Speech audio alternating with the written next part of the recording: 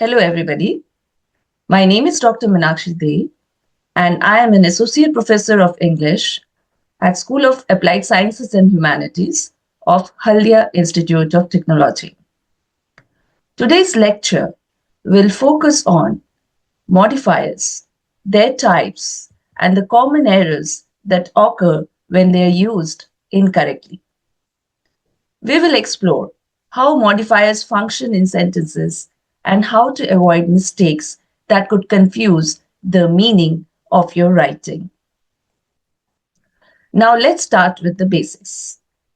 What exactly is a modifier? In simple terms, a modifier is a word, phrase, or clause that adds extra information to another word in the sentence. This additional information can help to describe, clarify, or limit the meaning of the word it's modifying. Modifiers essentially help us paint a clearer picture of the actions, qualities, or characteristics being discussed, giving the reader or listener a more specific understanding of the situation. Now look at the example given here. He is a great batsman. Here, the word great is a modifier and it describes the noun batsman. Similarly, she spoke well. Here, the word well is a modifier and it adds something to the meaning of the word spoke. Now, let's look at the different types of modifiers. Now, what is an adjective modifier? An adjective modifier modifies nouns or pronouns, adding more details or characteristics about the noun or pronoun it modifies. This can include information about things like color, size, shape, age, quantity, and other qualities. For example, the tall man walked into the room. In this example, tall is an adjective modifier that describes the noun man. It gives us additional detail about the man's height. Now look at the second example. She wore a beautiful dress. Here, beautiful modifies the noun dress, providing more information about the quality of the dress. Now, adjective modifiers are essential for giving us more specific details about things or people, helping to clarify what exactly is being described. Now look at the second type of modifier. An adverb modifier modifies verbs, adjectives, or other adverbs. Adverbs tell us how, when, where, to what extent, or under what conditions something happens. Look at the example given here.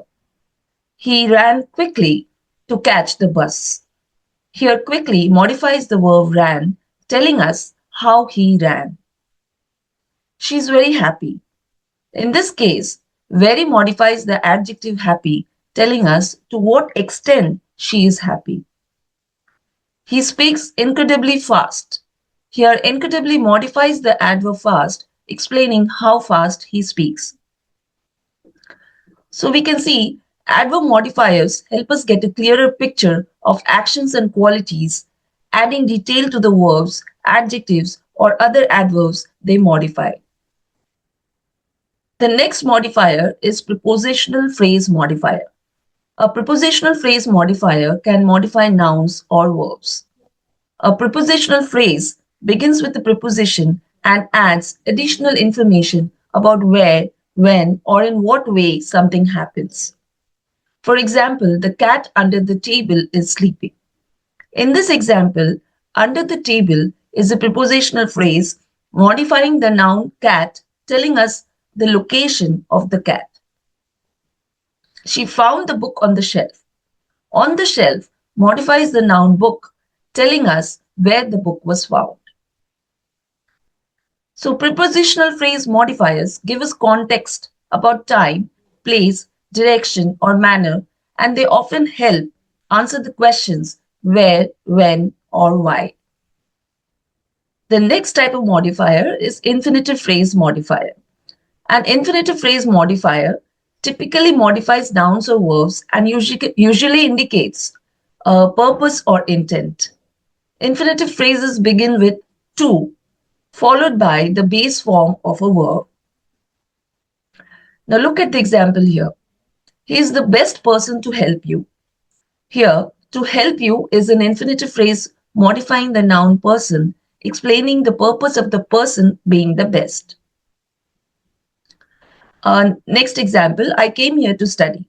In this case, to study modifies the verb came, explaining the purpose of coming. So, infinitive phrases provide us with the sense of intent or purpose, telling us why an action is being performed. The next modifier is participle phrase modifier. A participle phrase modifier uses a participle, a verb form typically ending in ing or ed or en, to modify nouns. The participle in these phrases acts as an adjective describing a noun with more specific information.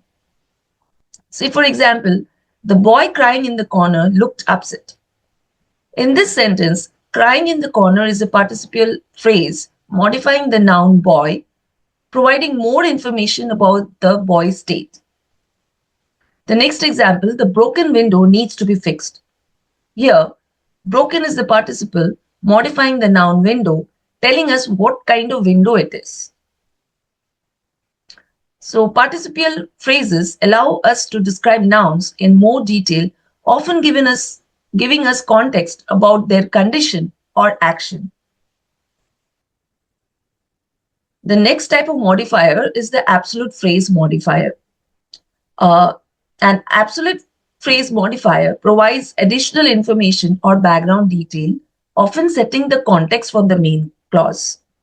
It typically consists of a noun and a participial phrase or similar construction. For example, his arms crossed, he stared out the window.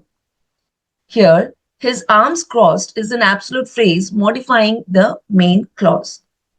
It provides additional context or action that occurs alongside the main action of him staring. The next example is the weather being cold, we decided to stay inside. Here, the weather being cold is the absolute phrase that gives us the reason or context for the decision to stay inside. So, absolute phrases are useful for adding extra detail to the sentence explaining why or how something happens. The next type of modifier is clausal modifier. A clausal modifier can be an adjective, adverb, or noun clause. These clauses function like modifiers, adding detail or explanation to the sentence. Say, for example, he told me that he was unwell. That he was unwell is a noun clause acting as the object of the verb told. It explains what he told me. The car that I bought yesterday is very fast. That I bought yesterday is an adjective clause modifying the noun car. It tells us which car we are talking about. The next example reads as, if it rains, I will not come. If it rains is an adverbial clause that modifies the verb will not come, explaining the condition under which the action happens. Now that we have gone through the theory, let us practice identifying the modifiers in some sentences. Here are some examples. The shiny car zoomed past us on the highway. Here, the primary modifier is shiny. It is an adjective modifier which modifies the noun car. The secondary modifier here is on the highway. It is a prepositional phrase modifier and it modifies the verb zoomed. Now look at the second sentence. He arrived early at school. Here, the primary modifier is early. It is an adverb modifier and it modifies the verb arrived. The secondary modifier here is at school. It is a prepositional phrase modifier and it modifies the verb write. Number 3. Walking through the park, she saw a beautiful bird. Here, the primary modifier is walking through the park. It is a participial phrase modifier and it modifies the subject she. The secondary modifier here is beautiful. It is an adjective modifier and it modifies the noun bird.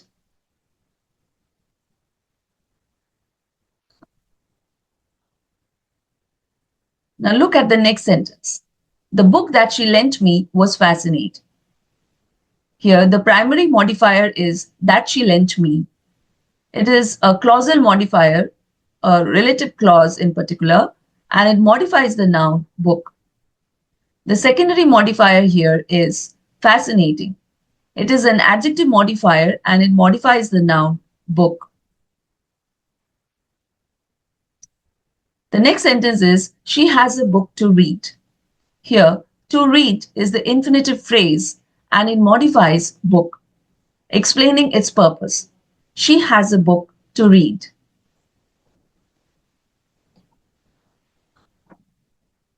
Next, his homework finished, he went to bed. In this example, the absolute phrase, his homework finished, gives important background information that clarifies the condition under which he went to bed. The next modifier is to bed. It is a prepositional phrase modifier. It modifies the verb went to indicate the destination of the action.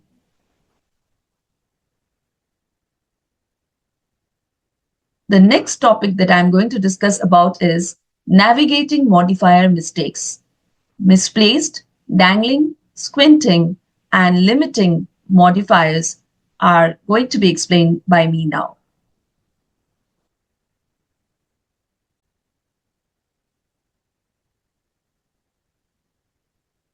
Now, what is a misplaced modifier? A misplaced modifier occurs when a modifying word, phrase, or clause is placed too far from the word it is supposed to modify. This can lead to confusion or cause the sentence to have an unintended meaning. How it happens? When a modifier is placed too far away from the word it is meant to describe, it might seem like it's modifying the wrong word, creating ambiguity or a misleading interpretation. Now look at the first example. She served sandwiches to the guests on paper plates.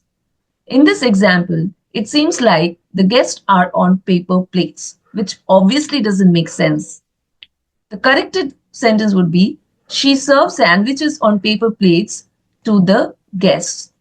Now the modifier on paper plates is correctly placed next to the word sandwiches, making it clear that it is the sandwiches that are on paper plates, not the guests. Now see the next example. I bought a pair of shoes for my mother that were blue. Here it sounds like for my mother modifies the adjective blue, which causes confusion. The correct sentence would be, I bought a pair of blue shoes for my mother. Now it is clear that the blue shoes were bought for the mother.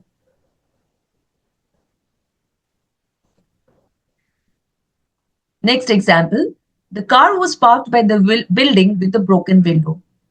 This sentence implies that the building has a broken window rather than the car. The correct sentence would be, the car with the broken window was parked by the building. This correction places the modifier directly next to the noun car, which is the intended subject that should be modified. The next type of modifier is dangling modifier. A dangling modifier occurs when a modifier, usually a participial phrase or introductory phrase, does not have a clear or logical word to modify. In other words, the modifier dangles because it's not clearly connected to the noun or subject it is meant to describe, which leads to confusion or often humorous interpretation. How it happens? Dangling modifiers often occur when the subject of the sentence is missing or unclear in the introductory phrase. The modifier needs to logically attach to the subject of the main clause. Now look at the first example. Walking through the park, the flowers were beautiful. Here it sounds like the flowers were walking through the park, which does not make sense. The correct sentence would be, walking through the park, I noticed that the flowers were beautiful. Here, the modifier walking through the park is now clearly attached to the subject I. Second example. After finishing the report, the computer crashed. The computer is the subject of the main clause, but it doesn't make sense for the computer to have finished the report. The correct sentence would be, after finishing the report, I found that the computer crashed. Now, the modifier, after finishing the report, logically connects to the subject I. Next example. After eating the lunch, the dishes were clean. This sentence gives the impression that the dishes ate the lunch, which is clearly wrong. The correct sentence would be, after eating the lunch, I cleaned the dishes. Here, the modifier after eating the lunch now correctly modifies the subject I. The next type of modifier is squinting modifier. A squinting modifier is a modifier, usually an adverb or a modifying phrase, that is placed in a position where it can modify two different parts of the sentence at the same time. This creates ambiguity as the meaning becomes unclear or open to multiple interpretations. Essentially, the modifier squints because it's not sure which part of the sentence it should apply to. Now look at the example number 1. Taking a moment to think clearly improves your chances. Here, the adverb clearly could be modifying either the verb to think or the verb improves. Does it mean that thinking clearly improves your chances? Or does it mean that taking a moment to think improves your chances clearly? The ambiguity arises because clearly is squinting between two possible meanings. The correct sentence would be, taking a moment to think clearly about the issue improves your chances. Now, clearly, unambiguously modifies the verb think, meaning you should take a moment to think in a clear manner. The meaning is now clear and precise. Now, look at the example number 2. She completed the project almost in 2 days. Does this mean she almost completed the project in 2 days, or does it mean she completed it in almost 2 days? The squinting modifier almost is not placed correctly, causing confusion. The correct sentence would be, she completed the project in almost 2 days, or she almost completed the project within 2 days. Okay. In the first sentence, she completed the project in almost 2 days. The sentence means that it took her almost 2 days to complete the project. And in the second sentence, she almost completed the project within 2 days. It suggests that she nearly completed the project, but didn't quite finish it within the 2-day time frame. The next type of modifier is limiting modifiers. Limiting modifiers are words that restrict or limit the meaning of the words they modify. The most common limiting modifiers include words such as almost, barely, hardly, just, merely, nearly, and only. These words should be placed directly before the word they modify to ensure that the meaning is clear and to avoid creating ambiguity in the sentence. Now look at the first example. Only Annie enjoys dancing. In this case, the placement of only is incorrect. The sentence could be interpreted as if Annie is the only person who enjoys dancing, which might not be the intended meaning. The correct sentence would be, Annie enjoys only dancing. This correction makes it clear that dancing is the only thing Annie enjoys, as opposed to being the only person who enjoys dancing. The placement of only directly before dancing restricts her enjoyment to dancing alone. Now look at the second example. Rebecca almost likes everyone.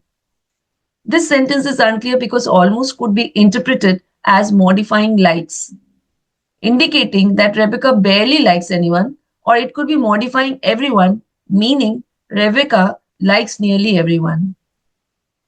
Now, the correct sentence would be Rebecca likes almost everyone.